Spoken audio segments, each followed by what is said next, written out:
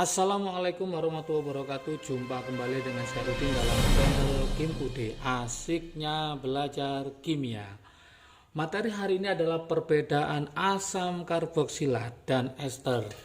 Video sebelumnya sudah saya bahas tentang perbedaan alkohol dan eter, juga perbedaan tentang aldehid dan keton.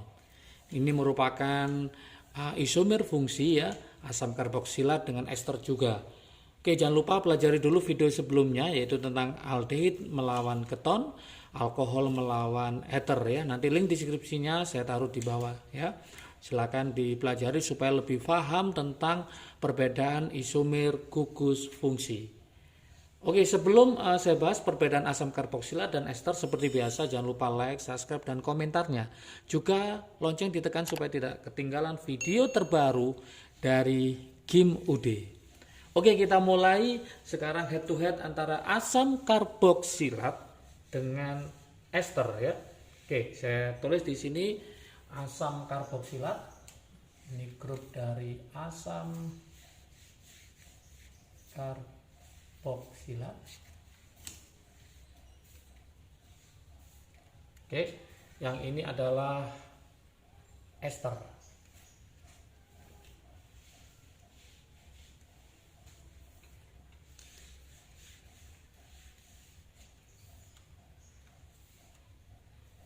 Oke.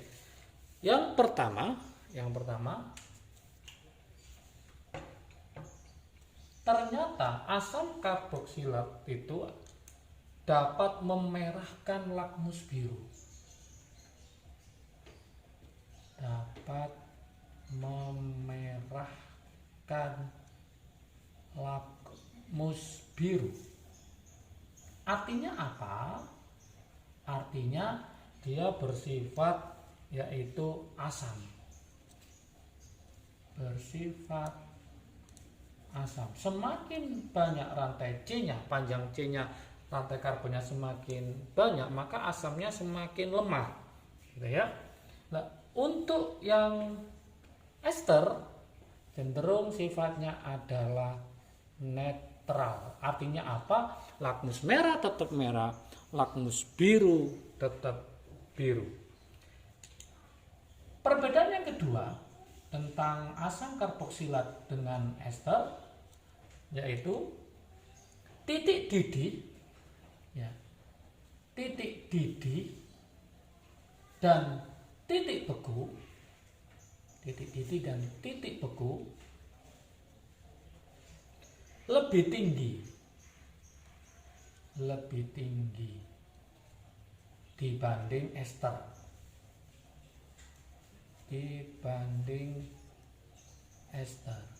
Jadi kesimpulannya untuk yang ester maka titik didih dan titik beku lebih rendah. Oke. Kemudian yang nomor 3, apa aja head to head untuk asam karboksilat dengan ester? Dapat mengalami reaksi esterifikasi, ternyata dapat mengalami reaksi yaitu esterifikasi. Gimana reaksinya? Yaitu misalkan saya punya RCOOH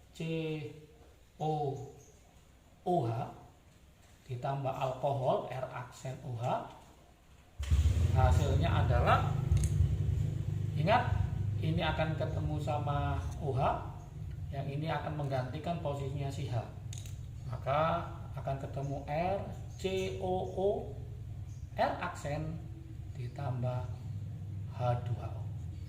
Untuk yang karboksilat, gimana dengan ester? Ternyata ester dapat mengalami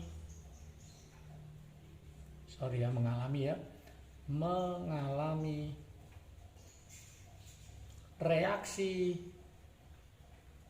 hidrolisis. Oke.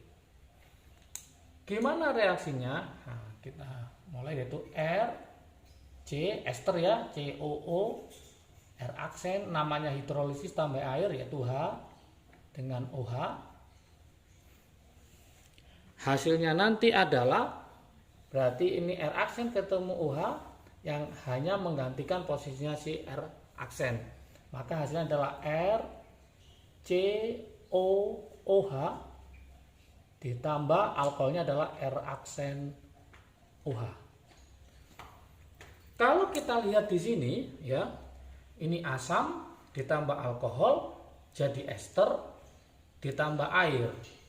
Kemudian ini ester ditambah air jadi asam karboksilat plus alkohol. Berarti kesimpulannya ya, saya tulis ini trik asiknya. Trik asiknya di sini, trik asik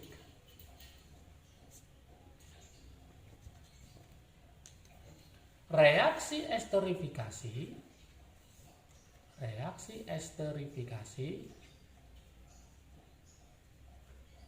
merupakan kebalikan dari reaksi hidrolisis.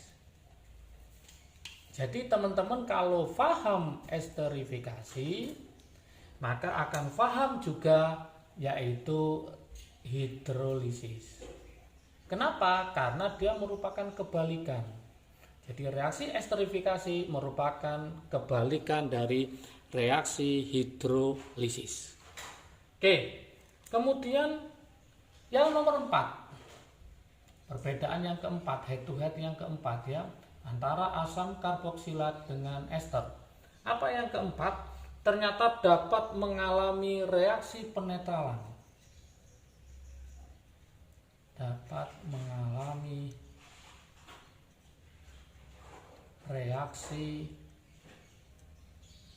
penetralan. Masih ingat penetralan itu? Yaitu apa? Asam ditambah basa menjadi garam. Jadi reaksi asam ditambah basa. Apa rumusnya? Misalkan saya punya R, C, O, OH ditambah basa yang sering adalah NaOH.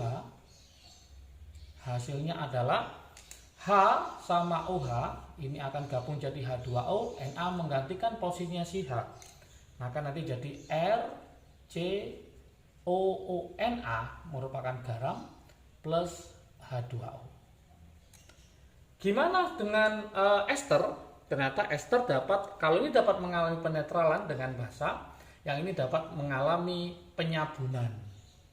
Reaksi saponifikasi ya, dapat mengalami reaksi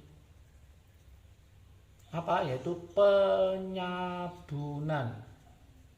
atau bahasa kerennya adalah saponifikasi. Oke. Yaitu sama, kita pakai ester RCOO R aksen ditambah basa, biasanya NaOH, bisa NaOH, bisa KOH. Nah, NaOH bedanya kalau ini jadi garam, ini juga jadi garam tapi dia plus alkohol. Atau kalau nanti jadi sabun namanya gliserol. Sama, ini R aksen ketemu OH jadi alkohol. Na menggantikan posisi dari R aksen menjadi garam. Maka nanti hasilnya adalah RCOONa ditambah R aksen OH.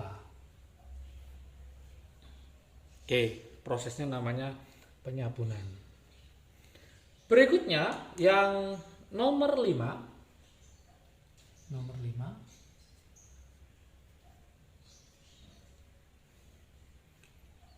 Pembuatan asam karboksilat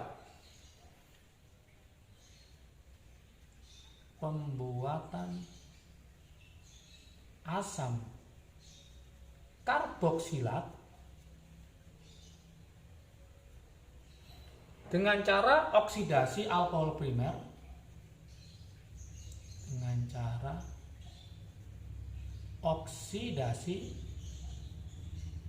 apa? Yaitu alkohol primer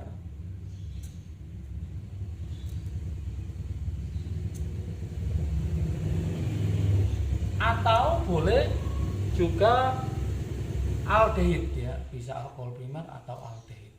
Karena kalau dioksidasi menjadi asam karboksilat. Untuk yang ester,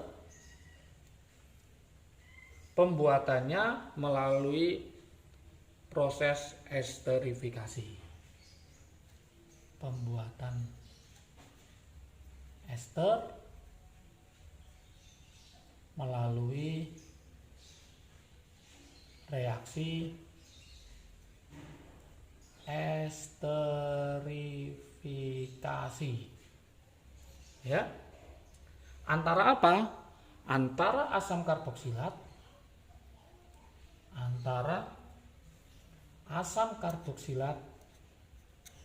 dengan alkohol. Antara asam karboksilat dengan alkohol. Inilah head to head untuk asam karboksilat dengan ester. Oke. Sekarang kita akan mencoba membahas tentang kegunaan, ya. Saya taruh sini. Kegunaan asam karboksilat dalam kehidupan sehari-hari, ya. Kegunaan asam karboksilat. Nanti kita bahas juga kegunaan dari ester, ya, supaya lebih paham. Kegunaan asam karboksilat itu yang pertama adalah asam asetat dengan kadar sekitar 20-25% itu merupakan cuka makanan.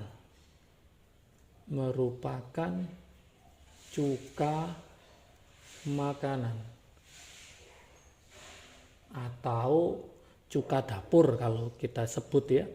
Cuka dapur. Tuh, yang pertama.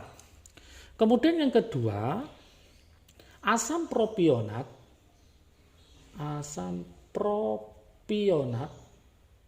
C-nya ada 3 itu, ya. Untuk pengawet makanan berlemak.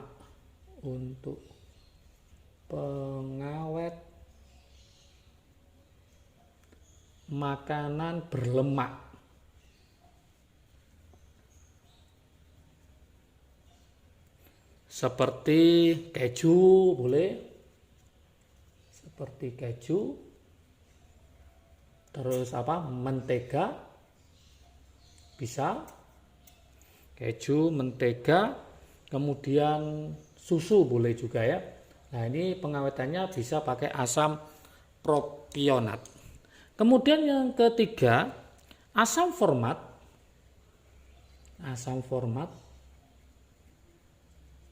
Yang C-nya 1, ya. Asam format banyak digunakan untuk industri tekstil. Kain, ya,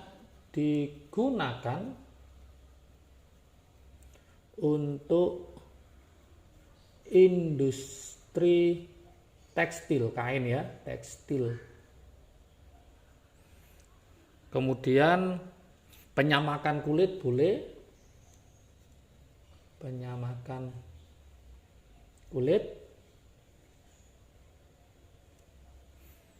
Dan perkebunan karet.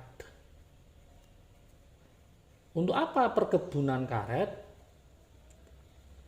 Untuk proses penggumpalan lateks, ya, pada karet itu. Ini beberapa contoh kegunaan dari asam karboksilat. Kita coba sekarang kegunaan ester. Yang sering dalam kehidupan sehari-hari apa aja. Oke. Pertama itu banyak digunakan sebagai esen pada makanan. Banyak digunakan sebagai esen, ya. Esen pada makanan.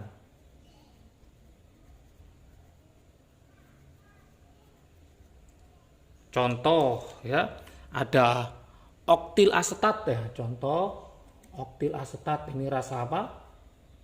rasa jeruk. Ini rasa jeruk.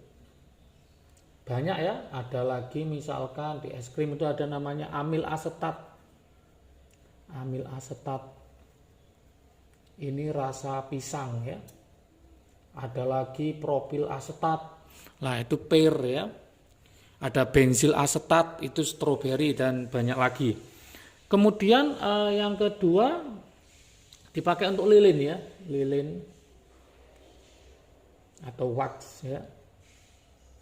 Contoh pada lilin pada sarang lebah. Lilin pada sarang lebah.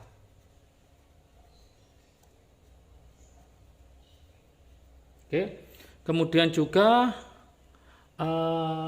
ester bisa berupa lemak ya. Lemak ini merupakan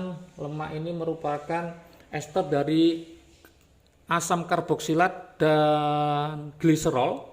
Ini merupakan ester dari asam karboksilat, asam karboksilat ya, karboksilat dan gliserol.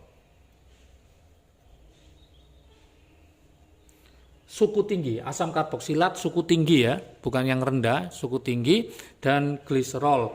Lemak nanti bisa berupa minyak goreng, margarin, dan juga lemak juga digunakan untuk proses penyabunan ya.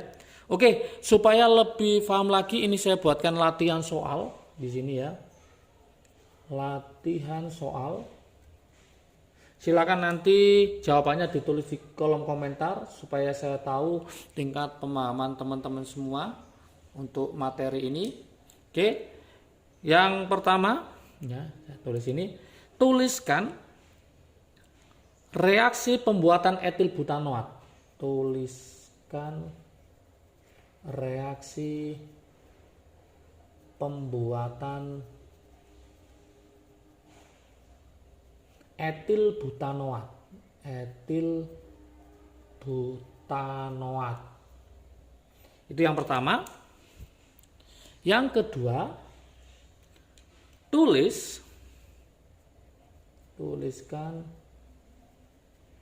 reaksi hidrolisis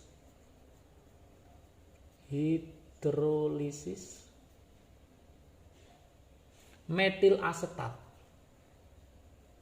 Metil asetat. Oke. Ada 2 pertanyaan ini, silakan dicoba. Kemudian kalau sudah selesai taruh di kolom komentar ya. Oke, jika video ini bermanfaat bagi kalian, silakan di-share ke teman kalian supaya manfaatnya semakin banyak lagi. Jangan lupa like, subscribe, dan komentarnya juga ditunggu, lonceng ditekan. Jangan lupa supaya tidak ketinggalan video terbaru dari Kim UD. Oke, jaga kesehatan, tetap semangat belajarnya. Semoga semakin bisa, semakin paham. Salam sukses dari Kim UD, asiknya belajar kimia. Assalamualaikum warahmatullahi wabarakatuh.